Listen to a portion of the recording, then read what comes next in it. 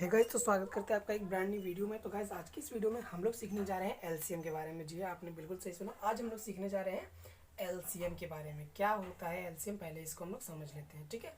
तो एलसीएम का पहले फुल फॉर्म समझते हैं कि एल से होता है आपका लॉवेस्ट,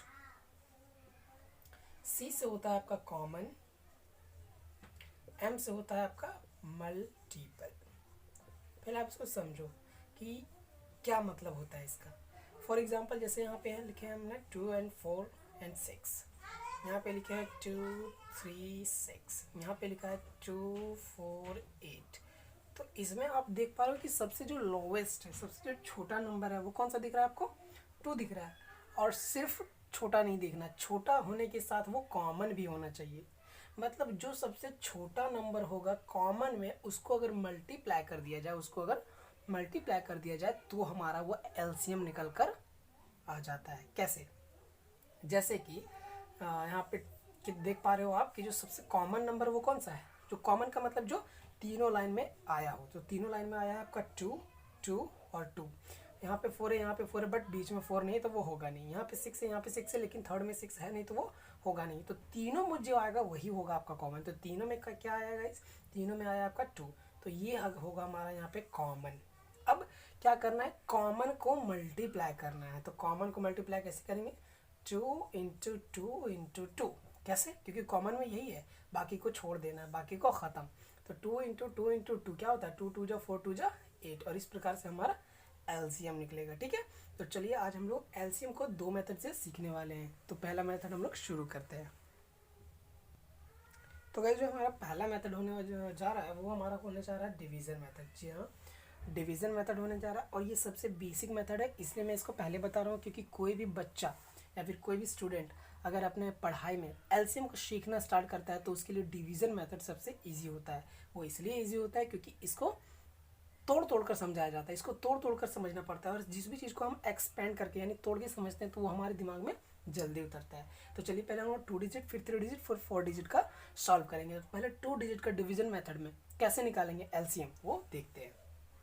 मान लीजिए कि आपके पास एक नंबर दिया गया है 2 and 4 एंड बोला जा रहा है आपको कि इसका आप एलसीएम निकालो, ठीक है।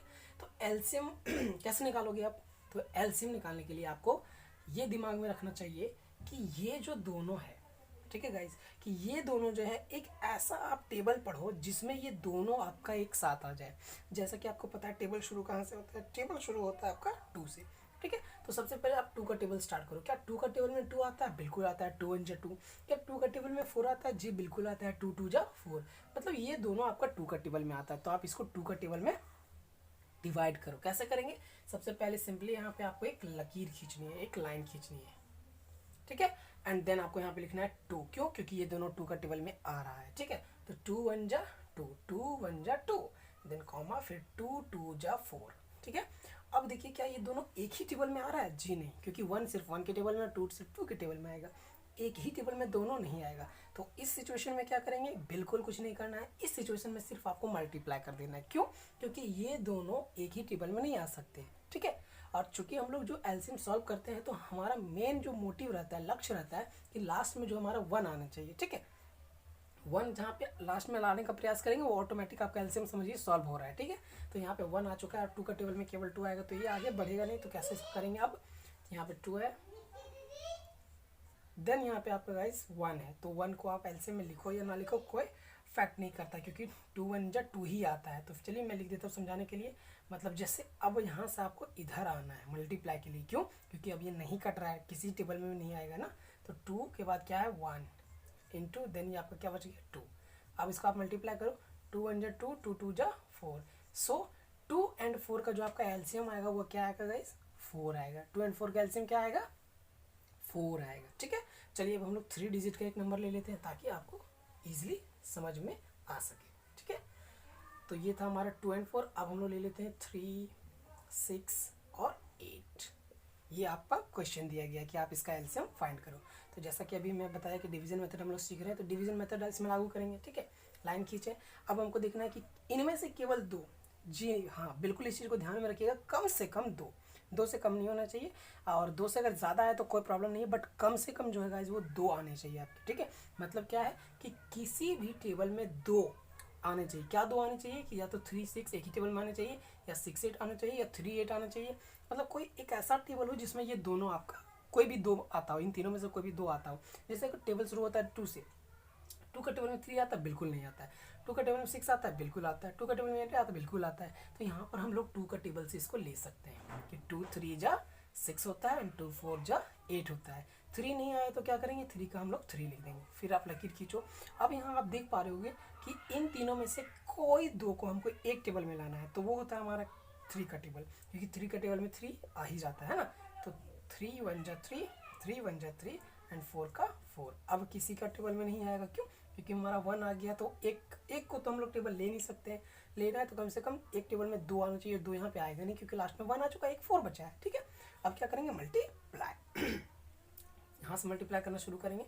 तो ऊपर में कितना है 2, देन आपका कितना है 3, एंड देन आपका कितना है ये 4, क्योंकि 1 का वैल्यू कुछ नहीं होता है। आप 2 को 1 से मल्टीप्लाई करोगे तो 2 ही आएगा, 3 को 1 से मल्टीप्लाई करोगे तो 3 आएगा, तो 1 को क्यों लिखना है यार, है ना। तो देखिए अब 2 3 जा पढ़िए यहाँ पर, 2 3 जा 6 और 6 4 जा 24, और इस प्रकार से आपका 3 6 8 का जो एलसीएम आएगा वो आएगा 24। ठीक है, तो चलिए कोई बड़े नंबर लेके देखते हैं, है कि नहीं। ये छोटे नंबर थे, अब हम लोग बड़े नंबर लेके देखते हैं। तो हम लोगों ने यहाँ पे नंबर ले लिया है 12 18 और 16। ये थोड़ा बड़े नंबर है ना, 3 डिजिट के हैं लेकिन थोड़े बड़े हैं। ठीक है, तो चलिए देखते हैं इसको कैसे सॉल्व करेंगे। तो जैसा कि मैंने बताया था कि इन तीनों में से कोई भी दो आपका एक टेबल में आना चाहिए। तो 2 का टेबल में आपका 12 आता है, 18 आता है, 16 भी आता है। ठीक है, तो हमको कम से कम 2 चाहिए था, 3 आ रहा है तो कोई नहीं बात, और बढ़िया बात है। चलिए हम लोग 2 के टेबल में लेते हैं इसको। तो 2 6 जा 12, देन आपका 2 9 जा 18, देन आपका 2 8 जा 16। अब फिर से आप लकीर खींचो, देन फिर देखना है कि कोई भी तीनों में से 2 कटता है। तो जी हाँ, बिल्कुल कट रहा है। 2 का टेबल में 6 आता है, 2 का टेबल में 8 आता है, तो 2 का टेबल में हम लोग ले लेंगे इसको। 2 3 जा 6, देन 2 4 जा 8। अब 9 नहीं आया तो क्या करेंगे, 9 को 9 ही लिख देंगे।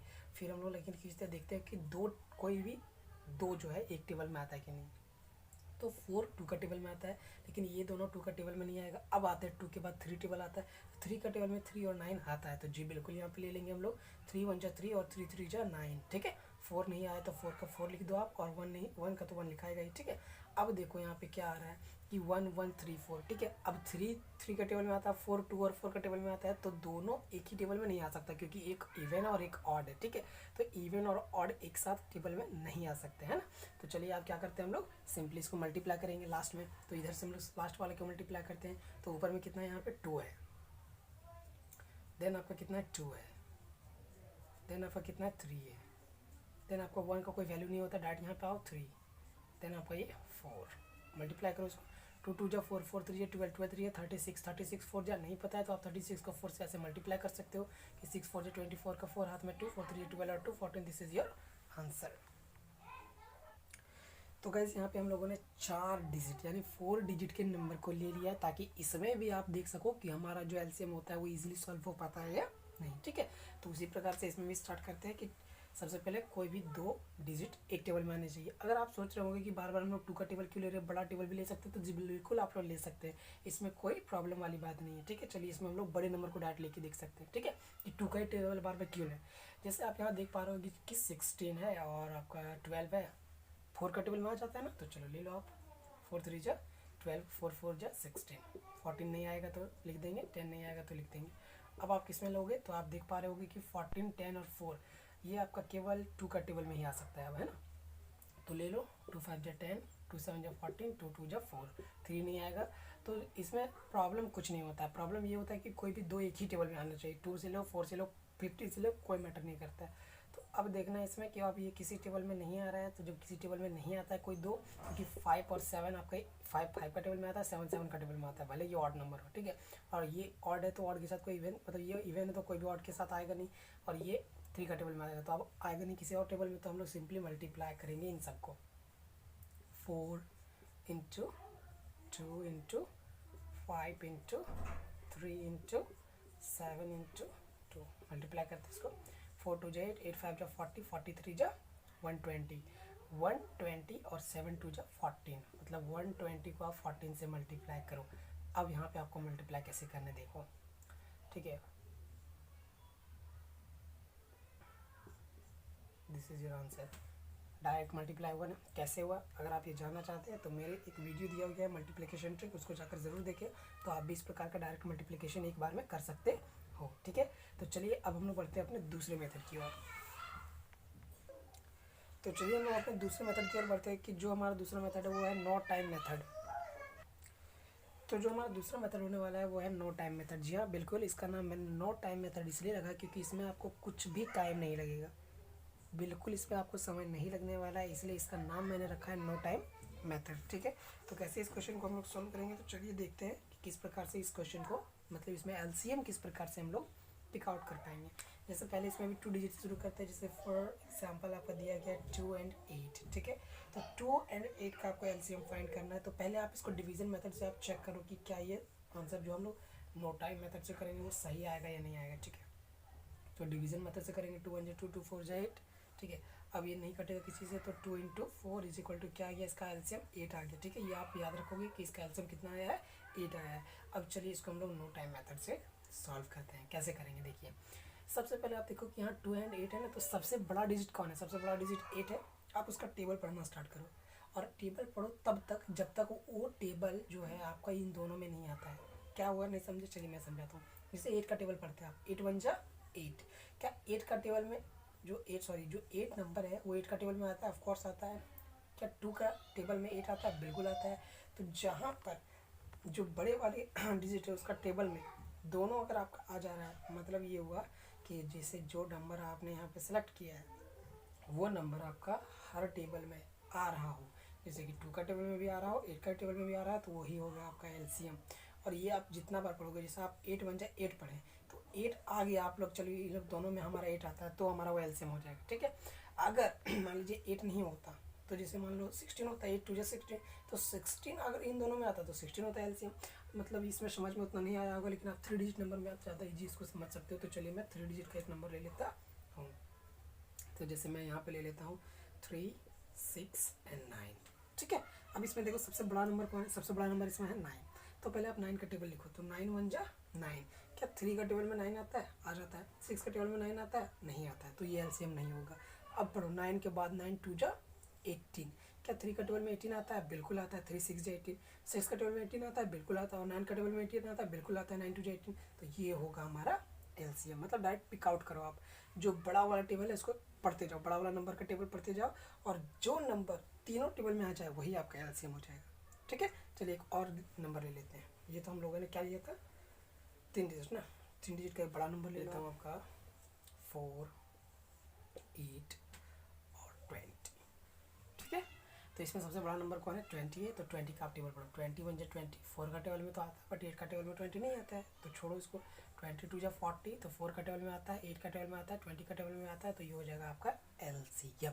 कैसे, 4 10 जा 40, 8 5 जा 40, 22 जा 40। आप इसको कितना आया आंसर हमारा, 40 आया ना। आप इसको डिवीजन मेथड से भी सॉल्व करो, वही आएगा आंसर। जैसे पहले 2 से लेते, 2 2 जा 4, 2 4 जा 8, 2 10 जा 20।